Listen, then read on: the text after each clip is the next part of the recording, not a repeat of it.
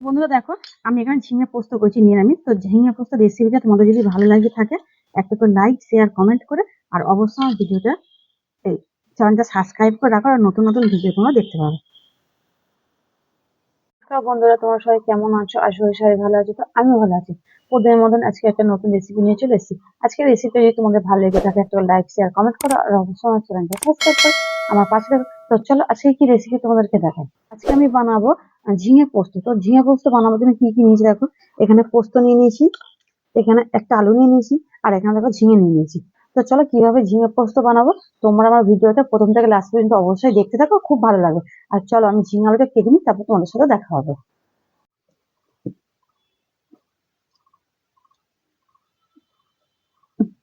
তো দেখো বন্ধুরা, ঝিঙেটা আমি ছাড়িয়েছি, আর দেখো ঝিঙে ছাড়াবার সময় একটা করে দেখো আমি শিরা রেখে দিয়েছি। তো দেখো ঝিঙেটাকে প্রথমে আমি এইভাবে দুফালি করে নিচ্ছি, দেখো কচি এবং ঝিঙা। এবার আমি এইভাবে কেটে নেবো। আর ঝিঙাগুলো আমি একটু বড় বড়ই রাখবো, কেননা পোস্ত দিয়ে বানাবো তো।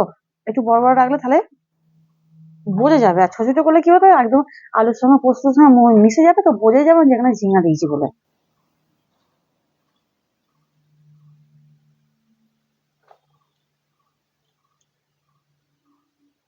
বন্ধু এখানে একটা আলু ছাড়িয়ে নিয়েছি, এবার আলুটা কিভাবে কাটবো দেখো।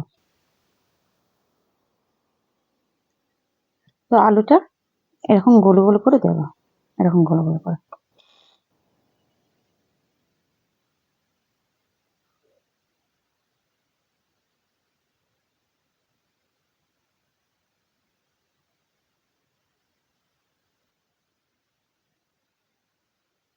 দেখো বন্ধুরা, এখানে আমি পোস্তটা বেটে নেবো, কিন্তু পোস্তটা আমি পুরো মিহি করে বাটবো না।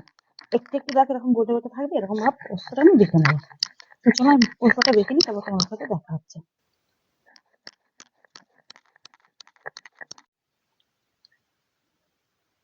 বন্ধুরা এখানে উনুন ধরে দিয়েছি, দিয়ে এবার দেখো আমি কড়াটা বসিয়ে দিচ্ছি।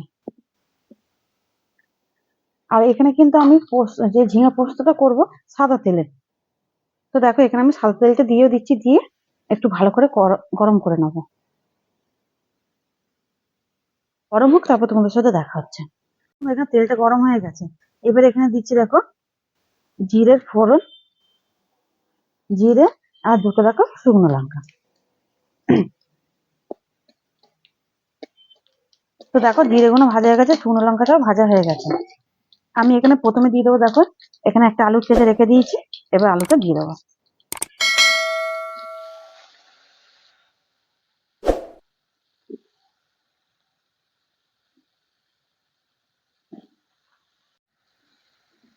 দেখো বন্ধু, এবার ভালো করে আমি নেড়ে দিচ্ছি।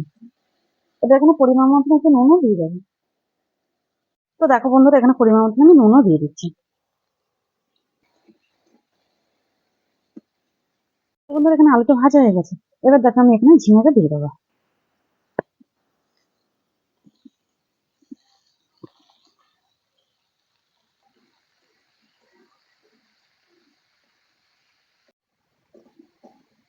এতে এবার সামান্য একটু হলুদও আমি দিয়ে দেবো।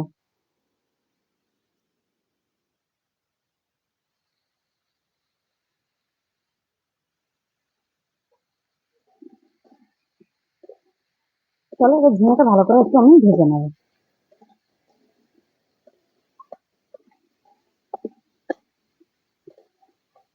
তো বন্ধুরা এখানে আমার ঝিঙেটা ভাজা হয়ে গেছে, এবারে আমি এখানে দিয়ে দেবো দেখো পোস্তটা। পোস্তটা দিয়ে আমি এবার ঝিঙেটা আরেকটু ভালো করে ভেজে নেবো। পোস্তর একটা কাঁচা ভাব আছে না, একটু ভেজে নিলে কি বলতো কাঁচা ভাবটা চলে যাবে, আর খুব সুন্দর কিন্তু ঝিঙে পোস্তটা খেতে হবে। তো দেখো ঝিঙে আলুর সঙ্গে আমি পোস্তটাকেও ভালো করে আমি ভেজে নিচ্ছি। তো দেখো বন্ধুরা এখানে দেখো ভাজা হয়ে গেছে, এবার আমি জল দিয়ে দেবো।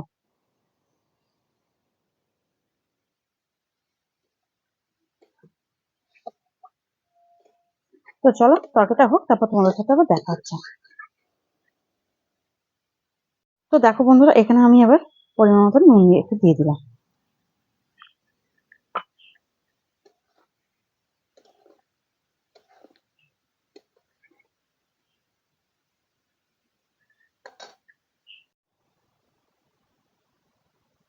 বন্ধুরা এখানে আমার ঝিঙে পোস্তটা হয়ে গেছে। দেখো ঝিঙেগুলো গলে গেছে আর এখানে আলুগুলো দেখো নতুন আলু তো একদম পুরো সিদ্ধ হয়ে গেছে। তো চলো আমি এবার ঝিঙে পোস্তটা নামিয়ে নেবো। আর হ্যাঁ বন্ধুরা ঝিঙে পোস্তটা কিন্তু এরকম ঝোল ঝোল থাকবে, কিন্তু গরম ভাতে তবেই খেতে ভালো লাগবে।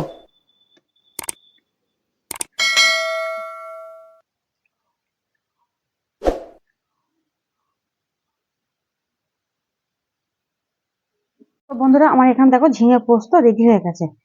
আজকের রেসিপিটা তোমাদের কেমন লেগেছে অবশ্যই কমেন্ট করে জানিও।